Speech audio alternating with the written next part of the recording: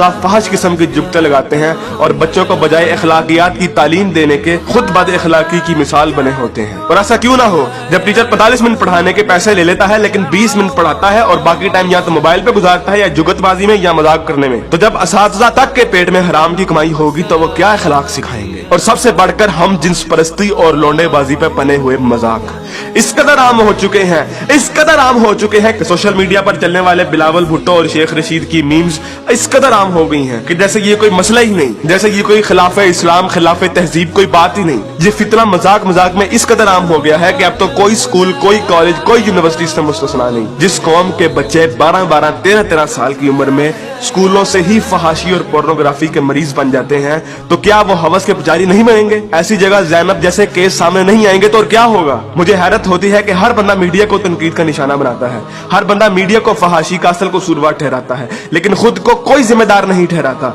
जो उस मीडिया को बड़े शौक और बाकायदगी से देखता है और उस मीडिया को अरबों रुपए का बिजनेस भी देता है। बल्कि टीवी और गाने तो इस कौम के लिए आज ऑक्सीजन बन गए हैं। आप अभी किसी नाई की दुकान पर चले जाएं, किसी दर्जी की दुकान पर चले जाएं, हत्ता कि किसी चिंची रक्षे को देख लें, सब जगह गाने और मुजरे चल रहे होंगे। तकरीबन हर बंदे के व्हाट्सएप के स्टेटस पर या तो कोई टिकटॉक की वीडियो या फिर गाने लगे होंगे। और सबसे बढ़कर बेशर्मी और हराम इस कौम में इस कदर सराहियत कर गया है कि अब तो नातों को भी म्यूजिक के बगैर नहीं सुनते, नातों तक के अंदर म्यूजिक लगा दिया गया है। हमारी कौम का तो मजदूर और गरीब बंदा भी उतना ही खबीस है कि जितना अमीर। हर बंदा हराम खाता और कमाता है, फर्क सिर्फ ये है कि कोई ज्यादा खाता है और कोई कम। मुझे बताइए कि कितने मजदूर और कितने गरीब लोग आप मस्जिद में देखते हैं? किसी बाजार में चले जाएं, मर्दों से कई गुना ज्यादा औरतें नजर आएंगी। औरत अब बाजार की जीनत बन चुकी है। इस इस्लामी मुआशरे में आज तक किसी को कुरान तर्जुमे से पढ़ने की तौफीक नहीं हुई, और अगर कोई पढ़ता है तो सिर्फ अपने मतलब के दलाइल ढूंढने के लिए।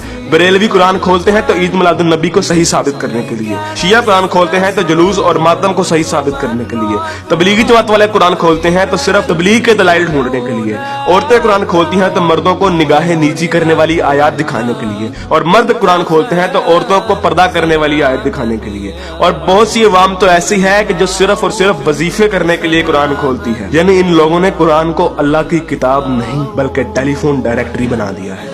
अपने मतलब का नंबर निकाला और डायरेक्टरी बंद। उलमा भी इन लोगों को कुछ नहीं कहते हैं। हर जुम्मे पे उलमा सिर्फ फजाइल की बातें करते हैं, कभी लोगों को ये नहीं कहते कि बेगैरती से कैसे बचा जा सकता है, बदगुमानी से कैसे बचा जा सकता है, झूठ से और फ्रॉड से कैसे बचा जा सकता है। उलमा भी लोगों को नहीं कहते कि कुरान तर्जुमे के साथ पढ़ो और सुनो कि तुम्हारा रब तुम्हें क्या कहता है। और यकीन कीजिए कि जब आप कुरान तर्जुमे के साथ पढ़ेंगे तो आपको अंदाजा होगा कि एक बार सुभान अल्लाह या 100 बार कलमा पढ़ने से जन्नत नहीं मिलनी, अमल करना पड़ता है, अमल। लेकिन हमारे मीठे मीठे उलमा और मुबल्लिग सिर्फ और सिर्फ मोहब्बतें बांटने पर जन्नतों का वीजा दे देते हैं। जिस मुल्क में दुनिया में सबसे ज्यादा ईद मिलादुन नबी मनाई जाती हो, मुहर्रम के जुलूस निकलते हो, तबलीगी जमात वाले तबलीग करते हो, वही मुल्क दुनिया में करप्शन और झूठ और हराम कमाने में सबसे आगे है। तुम लोग कुर्बानी के लिए जानवर भी लेते हो तो सिर्फ लोगों को दिखाने के लिए, अपना स्टेटस कायम करने के लिए। यकीन कीजिए असल गद्दार आप हैं। कायदे आजम अल्लामा इकबाल और 50 लाख शोहदा के लहू से गद्दारी की है आपने, पाकिस्तान से गद्दारी की है आपने, और सबसे बढ़कर अल्लाह और उसके रसूल से गद्दारी की है आपने। गज़वा उहद में जब सहाबा ने हुजूर अकरम सल्लल्लाहु अलैहि वसल्लम की एक छोटी सी नाफरमानी की थी, तो उस छोटी सी नाफरमानी की बिना पर अल्लाह ने मुसलमानों को बहुत बड़ी शिकस्त दी। हालांकि वो सहाबा थे और अल्लाह के रसूल भी उनमें मौजूद थे। लेकिन आज आप लोग ये कहते हैं कि अगर जंग हुई तो आसमान से फरिश्ते उतरेंगे कतार अंदर कतार। तो पहले अपने अमाल और अपनी औकात देखिए और फिर बात कीजिए। ऐन मुमकिन है कि आप लोगों को इस तकरीर का कोई असर ना हो, क्योंकि जिस पेट में हराम, जबान पे झूठ, कानों में गाने और आंखों में हवस भरी हो, उन दिलों पर हक की बात असर नहीं करती। मैंने कभी इतनी बदतमीजी और सख्त अल्फाज से बात नहीं करनी थी, लेकिन यकीन कीजिए मैं बहुत मजबूर हूँ साफ साफ अल्फाज में अपनी कौम को उनकी हैसियत दिखाने के लिए कि असल में बदनामी के जिम्मेदार आप लोग खुद हैं, कि असल में जलालत आप लोगों ने खुद खरीदी है। ना तो आप कुरान के मोमिन हैं, ना इकबाल के शाहीन।